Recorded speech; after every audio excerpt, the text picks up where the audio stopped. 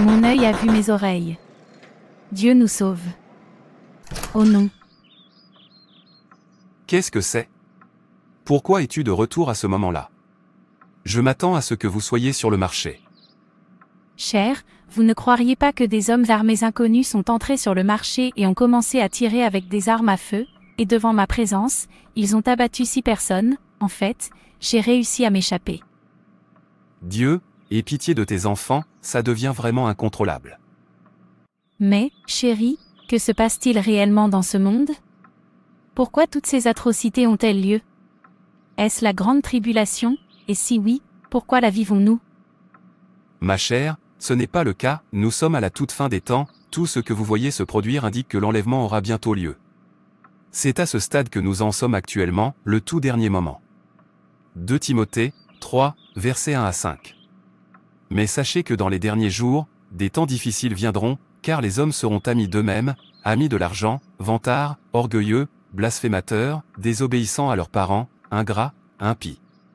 Sans amour, sans pardon, calomniateurs, sans maîtrise de soi, brutaux, méprisant du bien, traîtres, têtus, hautains, amis du plaisir plutôt que de Dieu, ayant une forme de piété mais niant sa puissance. Et de telles personnes, détournez-vous.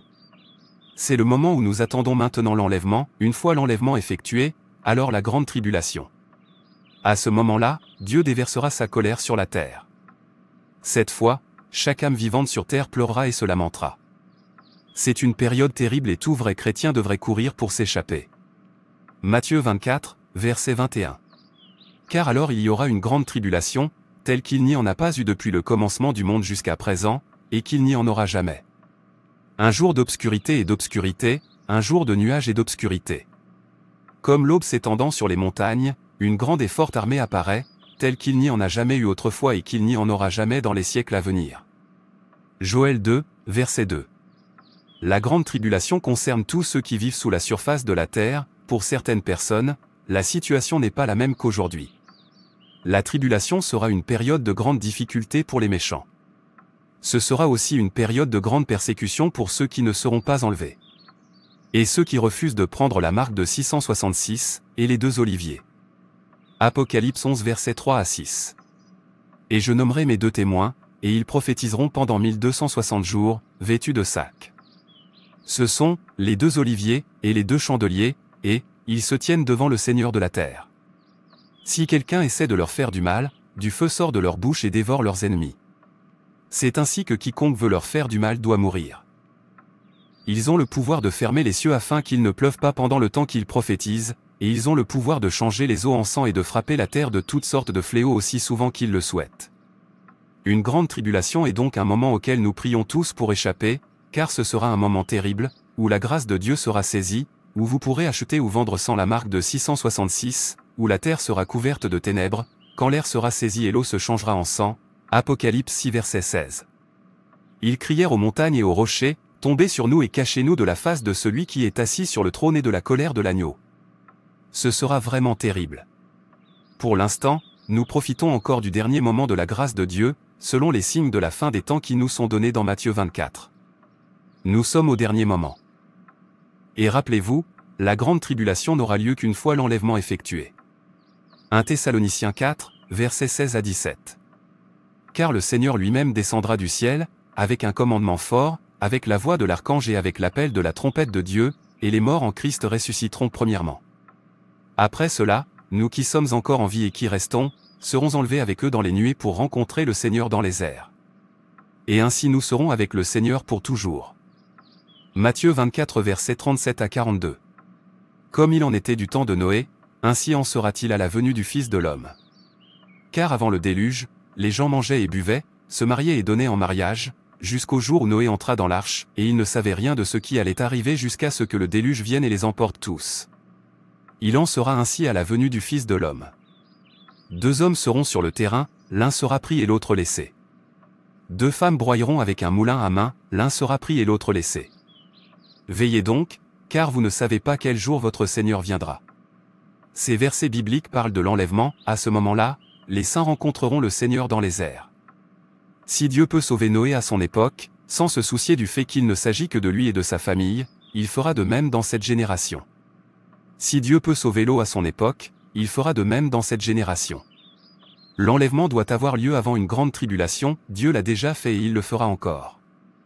L'enlèvement est l'espoir des saints. C'est la raison même pour laquelle il nous est demandé d'être vigilants et de prier. Puis, après la grande tribulation, vient la seconde venue de Jésus, notre Sauveur. Apocalypse 22 verset 12, « Voici, je viens bientôt. Ma récompense est avec moi, et je la donnerai à chacun selon ce qu'il aura fait. » Marc 13 verset 33 à 37. Restez sur vos gardes. Soyez vigilants. Vous ne savez pas quand ce moment viendra. C'est comme un homme qui s'en va, il quitte sa maison, confie la responsabilité à ses serviteurs, chacun avec sa tâche assignée, et dit à celui qui est à la porte de veiller. Veillez donc, car vous ne savez pas quand le propriétaire de la maison reviendra, si ce sera le soir, à minuit, ou au chant du coq, ou à l'aube. S'il arrive soudainement, ne le laissez pas vous trouver en train de dormir. Ce que je vous dis, je le dis à tout le monde, regardez. Aucun enfant de Dieu ne devrait prier pour rater l'enlèvement car la grande tribulation va être comme l'enfer sur terre. Si toutes ces atrocités qui se produisent partout ne sont pas de grande tribulation, alors à quand la grande tribulation? Comme je l'ai dit plus tôt, ce sera après l'enlèvement, le départ des saints de ce monde. C'est le sens du ravissement. Et cet enlèvement peut désormais avoir lieu à tout moment. Matthieu 24, verset 36. Mais de ce jour et de cette heure, personne ne le sait, pas même les anges du ciel, mais mon Père seulement.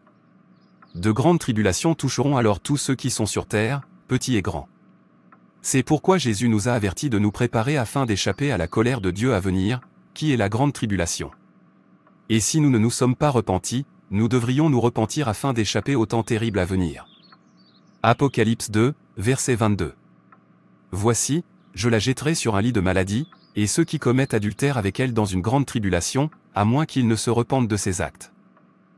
Oh non, mais pourquoi cette grande tribulation?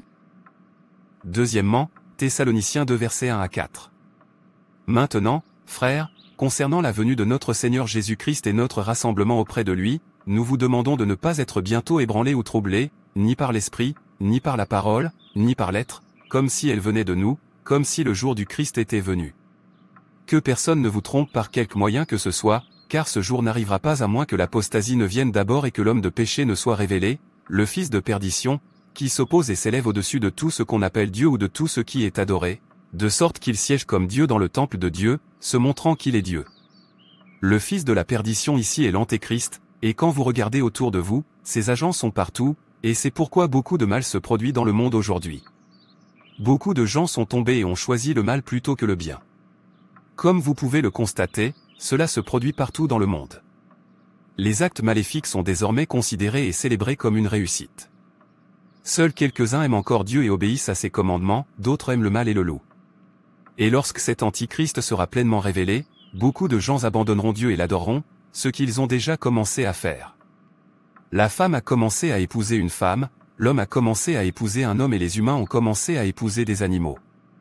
Beaucoup de mots qui irritent tellement Dieu ont déjà été introduits, et les gens se réjouissent de ces mots. Ils préfèrent les ténèbres à la lumière. C'est pourquoi Dieu déversera sa colère sur la terre. Rappelez-vous, la Bible dit que cet Antichrist viendra comme un ange, au point que même les élus pourraient être trompés. Matthieu 24, verset 24. Car de faux Christ et de faux prophètes surgiront, et ils feront de grands signes et de grands prodiges, à tel point que, si cela était possible, ils séduiraient même les élus. Le monde aime le mal. Vous pouvez imaginer quelqu'un disant que Jésus devrait s'éloigner de cette ville, brûlant la Bible et tétant le sein d'une femme lors d'un rassemblement qu'il appelle Église. Dieu est en colère. Il a fait beaucoup pour que les hommes le reconnaissent, il a créé et nous a donné tout ce dont nous avons besoin. Il a envoyé beaucoup de prophètes pour nous le faire connaître, ceux que nous avons rejetés, il a envoyé son Fils, que nous avons tué et que nous rejetons toujours son sacrifice, ce sont les raisons pour lesquelles Dieu déversera sa colère sur ceux qui désobéissent. Puisqu'ils aiment le mal leur sera donné à boire comme de l'eau. Puisqu'ils détestent et rejettent la bonté de Dieu, alors il enlèvera sa bonté de la terre, et ils pleureront, souffriront et grinceront des dents sur la terre. Ce sera alors, payé avec votre sang. Dieu ait pitié. Il n'y a rien à craindre si vous êtes du côté du Seigneur. Comme on dit, une conscience tranquille ne craint aucune accusation. Si vous êtes libre du péché, pourquoi avez-vous peur? Si vous n'avez rien à voir avec le mal, les grandes tribulations ne sont pas pour vous. C'est seulement pour ceux qui refusent de se repentir, ceux qui aiment le mal plus que le bien, et ceux qui protègent et couvrent le mal. Ce sont eux qui subissent la colère de Dieu. Quant aux saints, nous serons enlevés, tout comme Dieu l'a fait au temps de Noé et de Lot. Merci mon Dieu. Vivez-vous toujours dans le péché? Repentez-vous, modifiez vos habitudes et courez pour votre chère vie. La colère de Dieu arrive et personne ne peut la supporter. Si vous vous plaignez maintenant du fait que la grâce de Dieu est partout, que se passe-t-il lorsque Dieu lui enlève sa grâce? Y avez-vous pensé? Avez-vous pensé à ce que ce serait si vous n'aviez plus accès à l'eau potable gratuitement? Avez-vous pensé à ce qui se passera lorsque vous ne pourrez plus acheter ou vendre sans avoir le numéro de la bête sur votre front ou sur une partie de votre corps, et que vous savez que celui qui a accepté d'avoir la marque 666 est condamné à jamais? Avez-vous pensé à ce qui se passera lorsque vous n'aurez plus accès à l'air que vous prenez librement maintenant et dont vous vous plaignez encore? Que se passera-t-il lorsque le monde sera comme un four et que la chair des hommes sera arrachée? Avez-vous pensé à ce que ce sera lorsque la terre sera sombre, sans lumière ni soleil? Avez-vous pensé à ce qui se passera lorsque les scorpions géants, ceux avec des dents jamais vues auparavant, différentes sortes de bêtes démoniaques et l'antéchrist seront partout, torturant tous ceux qui refusent de prendre le numéro de la bête? Repentez-vous. Ézéchiel 33, verset 11. Dis-leur, tant que je suis vivant, déclare le Seigneur Dieu, je n'ai aucun plaisir à la mort du méchant, mais à ce que le méchant se détourne de sa voie et vive. Revenez, revenez de vos mauvaises voies, car pourquoi mourriez-vous, maison d'Israël? Merci d'avoir regardé, et n'hésitez pas à vous abonner, à aimer et à partager. Que Dieu te bénisse.